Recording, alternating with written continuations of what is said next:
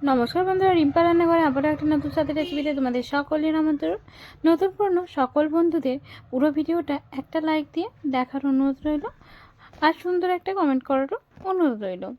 সকলকে অসংখ্য ধন্যবাদ। আশা করি তোমরা সুস্থ আছো, ভালো আছো। দেখো, আজকে আমি পুঁই শাকের মাছের মাথা দিয়ে একটা ভিন্ন স্বাদের রেসিপি নিয়ে এসেছি। মানে ভিন্ন স্বাদ বলতে একটু অন্যরকমভাবে বানিয়েছি। এইভাবে আমি কখনোই পুঁই শাকটা বানাই না, তবে এইভাবে বানানোর ফলেও এই পুঁই শাকটা কিন্তু অসাধারণ হয়েছিল। না কাটা না বাটা কোনো কিছুই আর তোমাদের দেখালাম না, পুরোটাই মানে কি বলবো, একেবারে রান্নার প্রসেসে চলে গেলাম। আসলে হাতে সময়টা কম ছিল, তাই আর দেখাইনি। চলো রান্নাটা কিভাবে করছি দেখে না। এই যে মাছের মাথাগুলোকে আমি প্রথমেই লবণ হলুদ মাখিয়ে রেখেছিলাম, সেগুলোকে লাল লাল করে ভেজে নিলাম। ভাজাটা হয়ে গেছে, এবার এই তেলের মধ্যেই বাকি রান্নাটা করে নেব। চলো শুকনো লঙ্কার আর পাঁচ ফোড়নের ফোড়নটা দেওয়া যাক। পাঁচ ফোড়ন আর শুকনো লঙ্কার ফোড়নটা এবার দিয়ে নিলাম। শুকনো লঙ্কার পাঁচ ফোড়নের ফোড়নটা ভাজা হওয়া অপেক্ষা করব। যতক্ষণ ভাজা হচ্ছে ততক্ষণ চলো পুঁই শাকটাও এর মধ্যে ধুয়ে নিই। ভাজতে ভাজতে পুঁই শাকটা আমি ধুয়ে নিয়েছিলাম। রসুনের আমি থেঁতো করে নিয়েছিলাম, রসুনটাকে না পেস্ট বানিয়েছি না কুচিয়েছি, থেঁতো করে নিয়েছিলাম। এইভাবে রসুন থেঁতো করে নিলে এর রান্নার স্বাদটা বেশ ভালো আসে। তারপরে আলু আর কুমড়োগুলোকে ডুমো ডুমো করে কেটে নিয়েছিলাম, দেখতেই পাচ্ছ। সেগুলোকে তেলের মধ্যে দিয়ে নিলাম।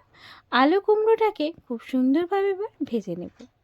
আলু আর কুমড়োটা সুন্দরভাবে ভাজা হবে, তার জন্য আমি এটাকে ঢেকে দেব। আলুটাও তাতে কিছুটা সিদ্ধ হয়ে যাবে, আর কুমড়োর কাঁচা গন্ধটা এই ভাজা সময় অনেকটাই চলে যাবে।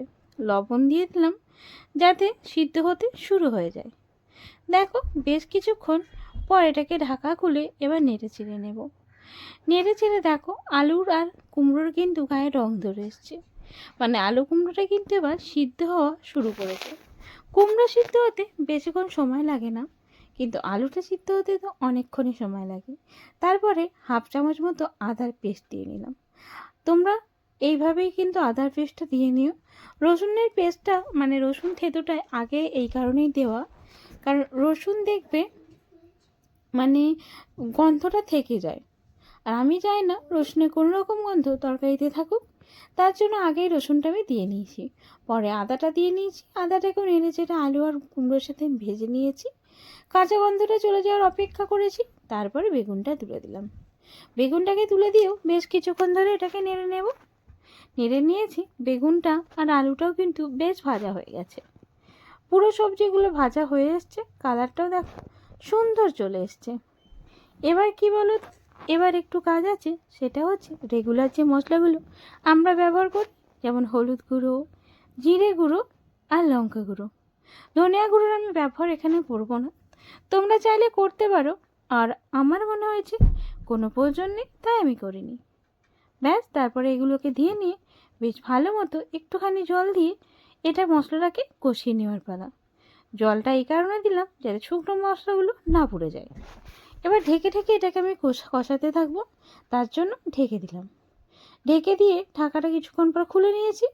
দেখো, তেল কিন্তু ছেড়ে এসছে খুব সুন্দরভাবে। আলু বেগুন আর কুমড়োটা কষানো হয়ে গেছে।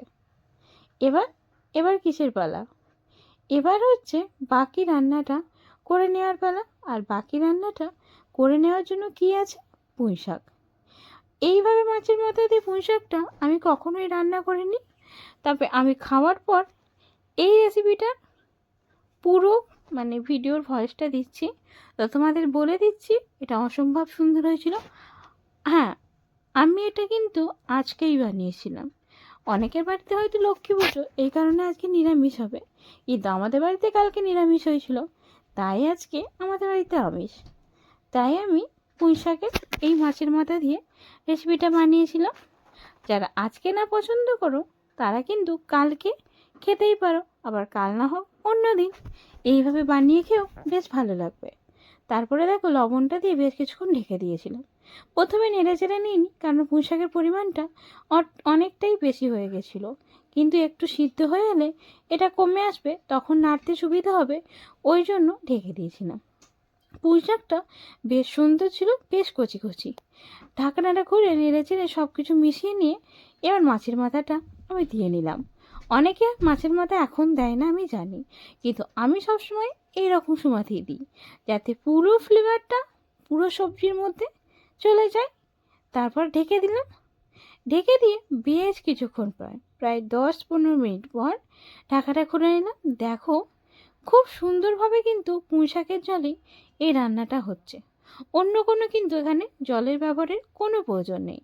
আমি কিন্তু করিনি, গ্যাসের ফ্লেমটা একেবারে কমিয়ে দিয়েছিলাম, দিয়ে সময় নিয়ে অনেকক্ষণ এই রান্নাটা করেছি।